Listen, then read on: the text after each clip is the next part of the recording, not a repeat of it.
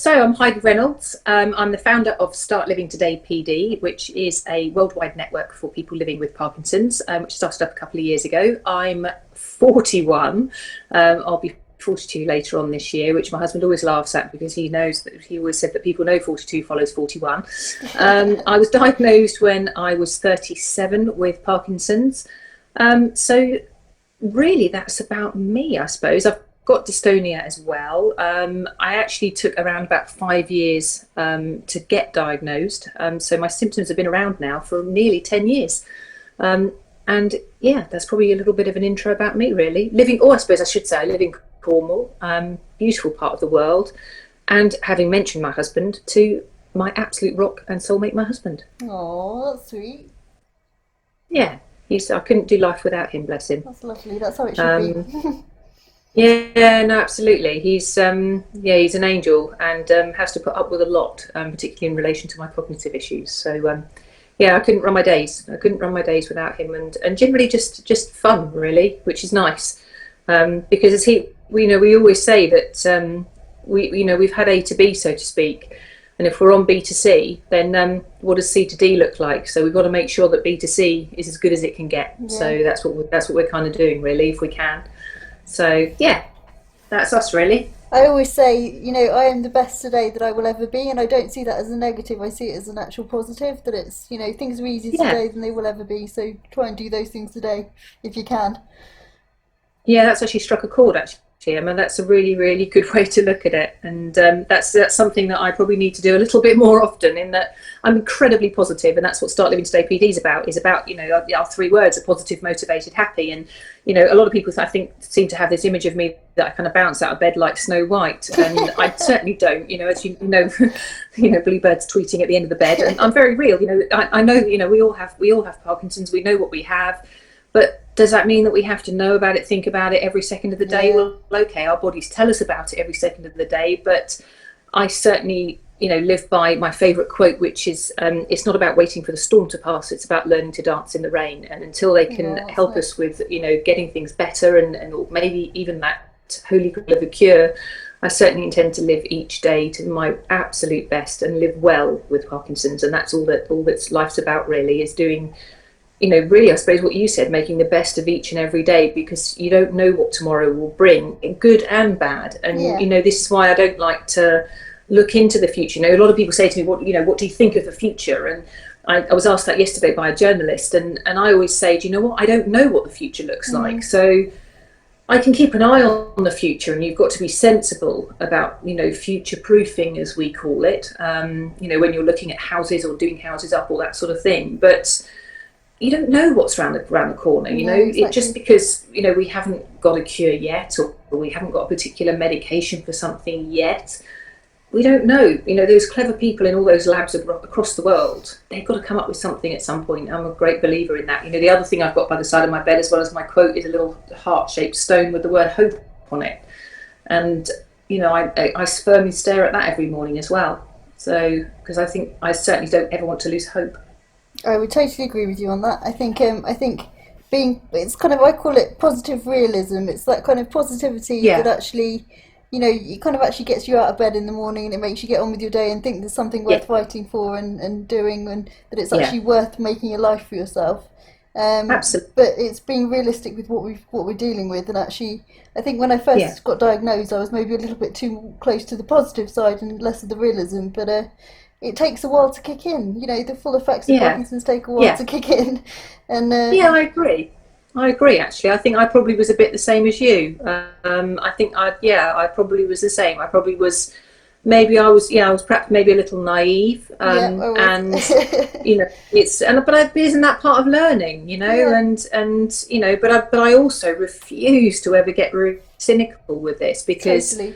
one thing Parkinson's can't touch, no matter how bad things get, and I absolutely stand by this, and somebody can play it back to me in 10 years' time when I'm some grumpy old person, and, and I want them to, if I turn into that, because it can't touch who I am inside. It can't, Totally and agree. it mustn't. So, that positivity has to remain, because if it doesn't, then I've lost everything, and I don't want to lose that, because that is what gives me that fight every morning. I love, my favourite song is the Fight Song, and I just love the words to that, because it's true. It's, even if nobody else believes in me, there's still enough fight left in me, kind of thing, and that's, I love that. And if I need rising up or anything else, then I listen to that, and that really helps me. So.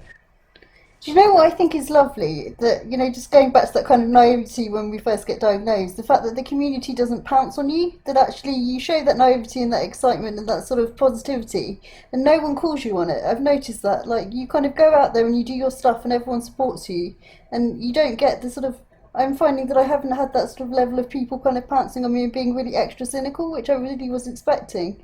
And then when you kind of reach that point yourself, you're like, oh, okay, I see now that, actually I was a little bit naive and I was a little bit too excited at the beginning, and it hadn't kind of, because I think I looked at everyone else and I thought, why are they moaning? It's really easy. I've, Have you not had I that? have had some. If I'm not going to lie, I have had some, because I'd be unrealistic to say that I haven't, and still do get some people that, I suppose the only word is attack, really, because when they're personally having a go at you, then it is It's attacking, I attacking, suppose. yeah. But I kind of just see it that that's just where they are on their journey, and that's just unfortunately how the condition is affecting them. Mm, And I just don't take it personally. And actually, do you know what? So what if you were excitable? That's what made you who you are. That's made you. yeah. Oh, sorry, alarm. Sorry about that. Medication alarm. It's Medication important. alarm. Are we all used to that? Sorry. So yeah, that makes you who you are. And that's what made people fall in love with you to start with, really, and fall in love with the idea. And so I'll never make any apology for being as excitable or positive or whatever, and I won't for anything going forwards, because nobody will, you'll never, that good old phrase, you'll never please all the people all the Yeah, time. it's true. And likewise, I'll continue to go forwards, and there'll still be people that don't like the Heidi Reynolds way, the Start Living Today PD way, the Emma way, the whatever it is way. But that's fine, and I'm okay with that, because there are plenty of other groups and sites out there that will support.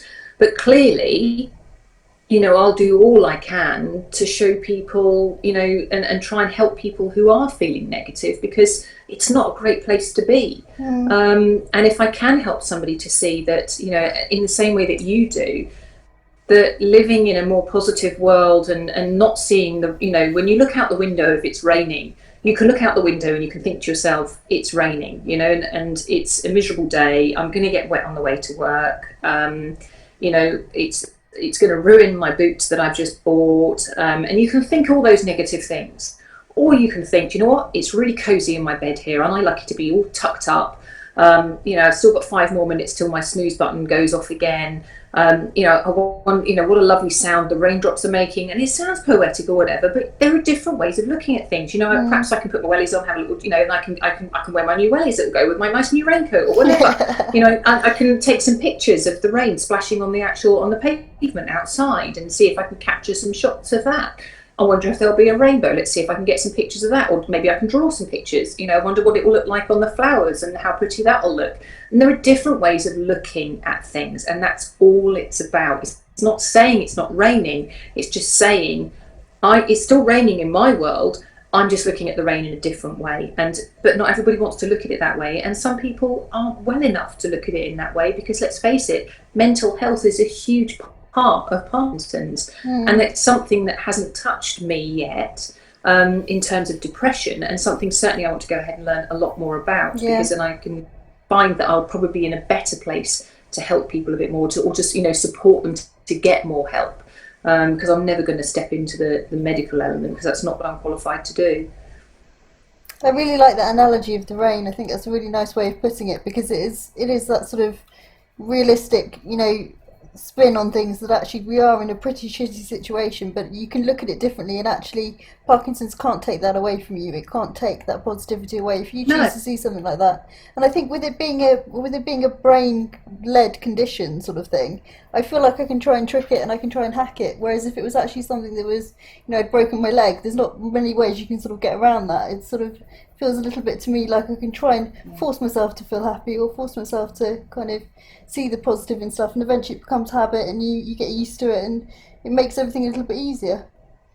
When you start living today, what kind of kick-started that? What made you start that as an idea?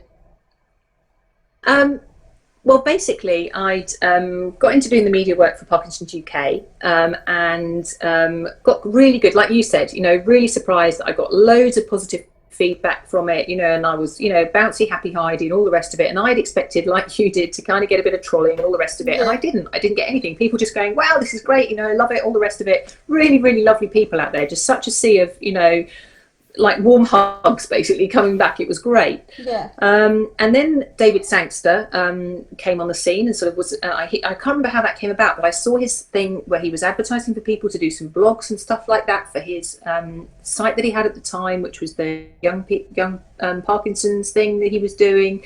So I joined up with him, spoke to him for the first time, and realised there was a real, buzz about kind of this positivity. Joined and started talking to other people, Lil and a few other people, and realised there was actually a bit of this positive thing out there, because I'd been onto some sites when I first was diagnosed, and there are some great sites out there, please don't get me wrong, because there are. But I'd noticed that there seemed to be a lot of, when I logged on, the first words I saw was that Parkinson's was incurable, or that Parkinson's was kind of rubbish, basically. And, wow, well done you, you've got this really, really awful disease, way flashing in my face. And also it seemed to be just a sea of old people. When I looked at exercise and things like that, even though I'd been told to exercise, I just seemed to see older people waving sort of tea towels around and sitting down and doing ballet and stuff like that.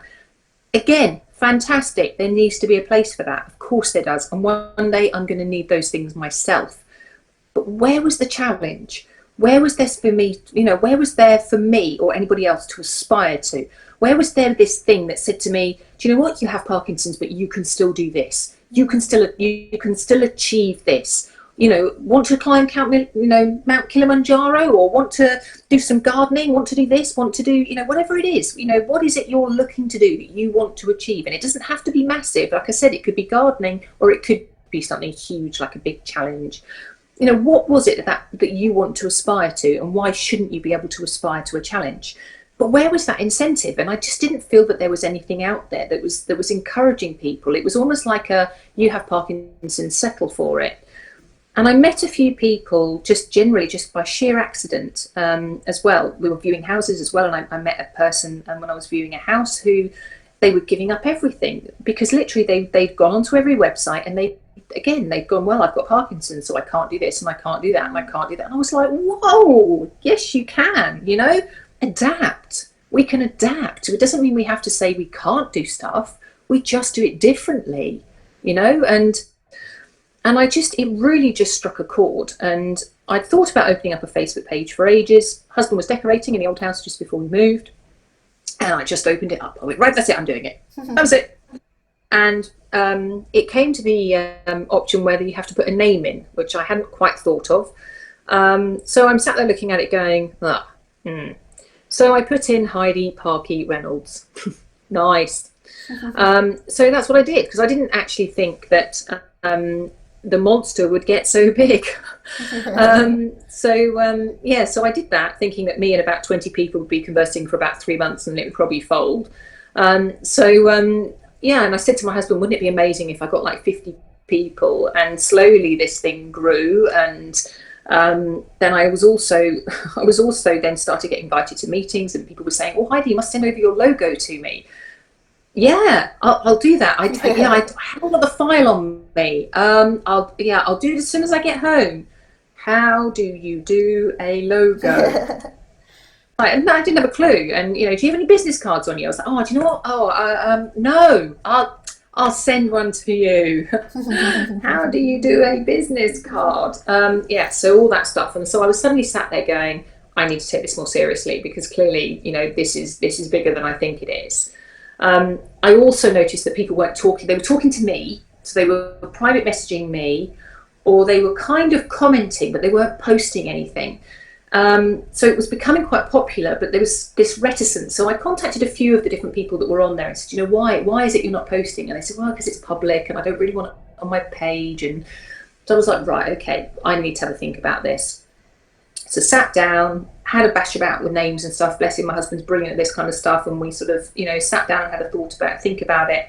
I didn't want, again, you know, coming back to this whole Parkinson's thing in people's faces. I wanted it to be what it was, which was, you know, about start living today, you know, which it is, which is why the PD's just stuck on the end, because we know what we have, you know, but what people don't necessarily know is that they can start living today. And hence we relaunched it, or I relaunched it on the 30th of March, where are we now, 2016, 2 years ago, so we just had our anniversary.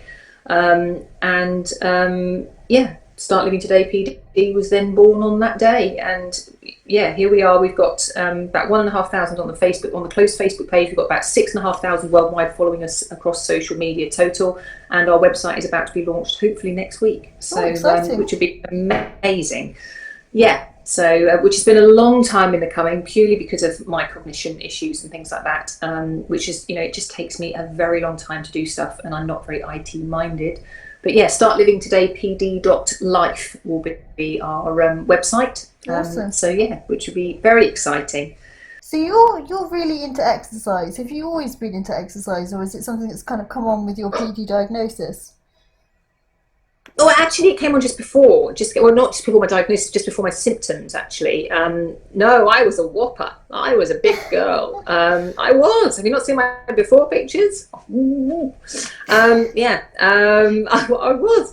I used to be about 5 stone heavier than I am now. Wow. And it was about 2008. Yeah, I was very overweight.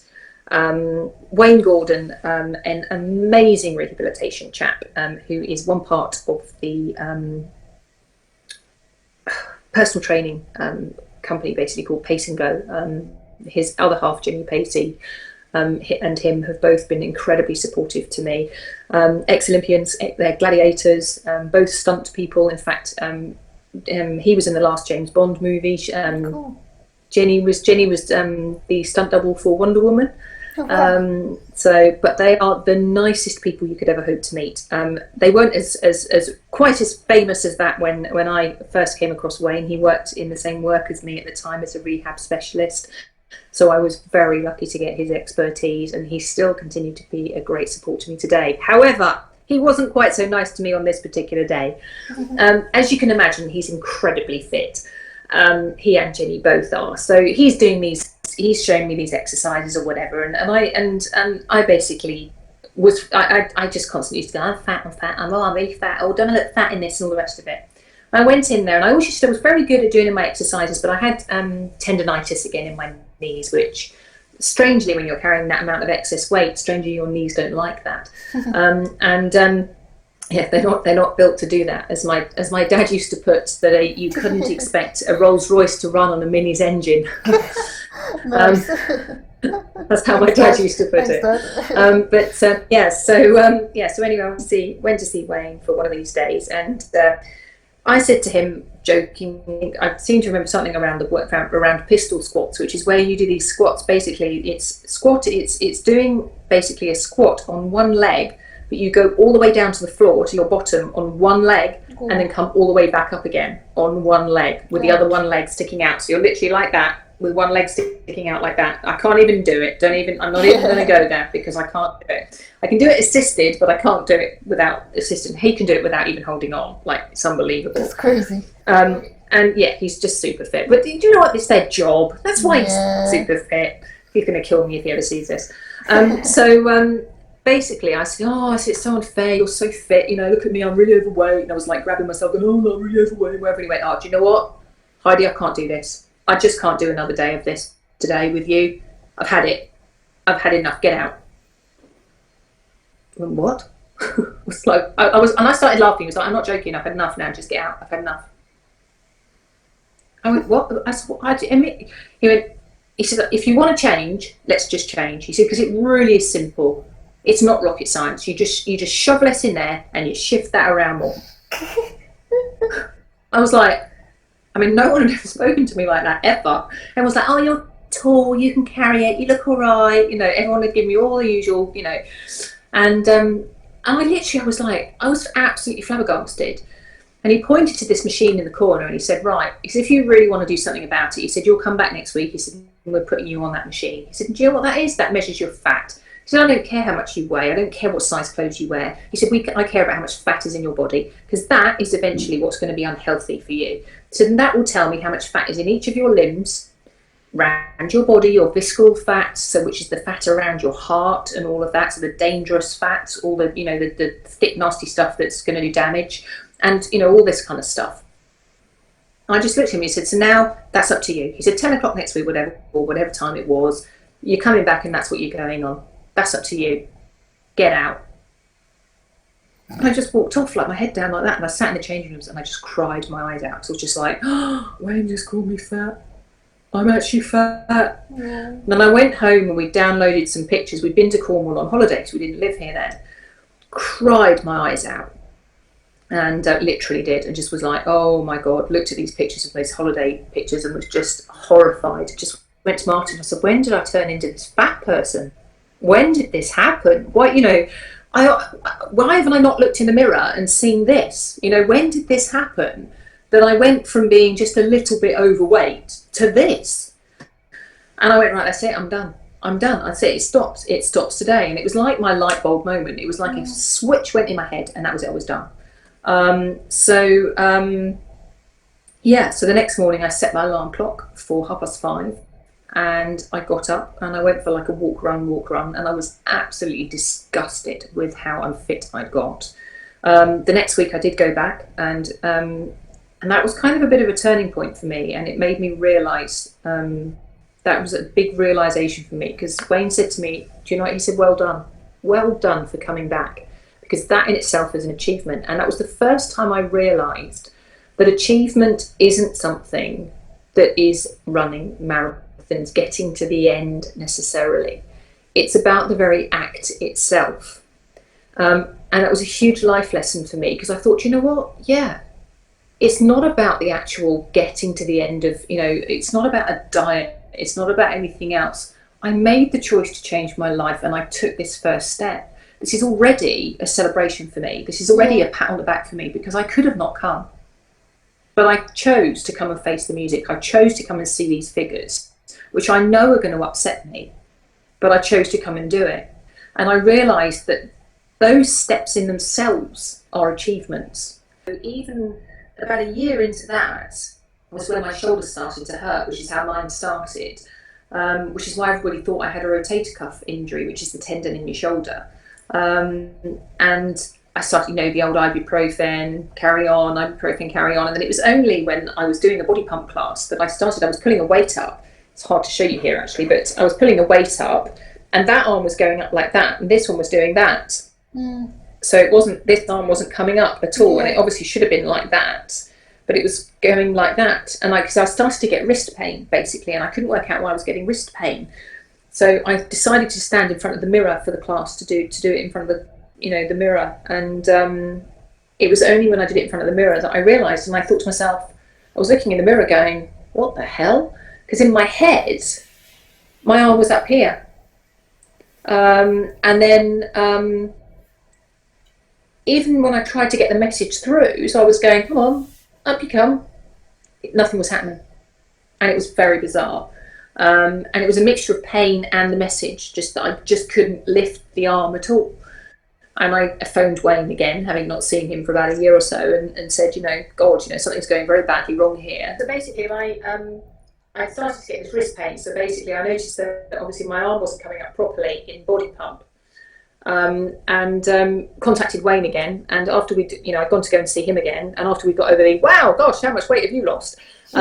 He started looking at my shoulder and stuff. But I continued exercising right the way through all my diagnostics at a time, which in some ways was great, because obviously I was doing the best thing possible for myself, because it become this massive, almost, it's like a drug for me now in a good way. It's very much part of my kind of my drug routine as such, because if when I don't exercise, I am much stiffer. My back hurts. Everything hurts so much more, and I'm just generally stiffer, and I just it's funny because I can then understand why people don't want to exercise, because I feel probably how they then feel. And you can imagine these people sat there feeling fatigue, feeling achy, feeling all this pain that I'm feeling, and then I'm there going, yeah, exercise, you're going to feel great, and they're looking at me going, you're nuts, I feel awful.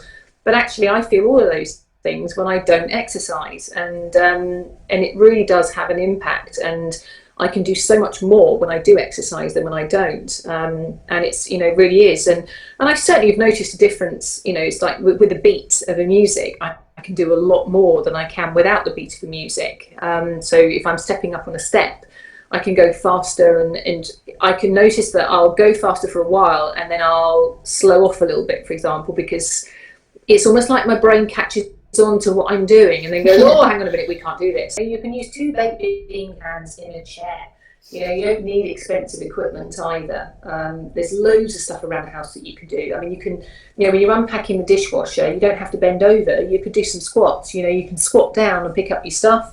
You can then, do 2 squats to go down, pick up your stuff, go to your cupboard, put your stuff away, and squat again. You can do 2 little kind of shuffles to the side, and put your cutlery basket on the side and shuffle to the side. Put some music on, put the cutlery away, each bit of cutlery individually, and shuffle back, cutlery back. And you're doing a few more steps, and you're being a bit more active. And it's just little quick wins like that you can do, even just in and around the home, and it just makes such a difference. What would your tip or trick be that you use to cope with your Parkinson's that you pass on to someone else? Exercise for sure, as early as possible. And if you don't do it now, it doesn't matter how far you're into your journey, start. I don't care if you're sat down, lying down, stood up, whatever. You can do something. If it's just wheeling your toes, you can do something and do it, because you'll feel better, because you'll feel you've achieved something for you. And that's the other thing I would say is my main thing is do something for you every single day, and that's something that I need to implement myself. And by that I mean for me and my husband, sort of thing. And that's don't let the condition consume you. You are so much more than just Parkinson's, and don't let it become who you are.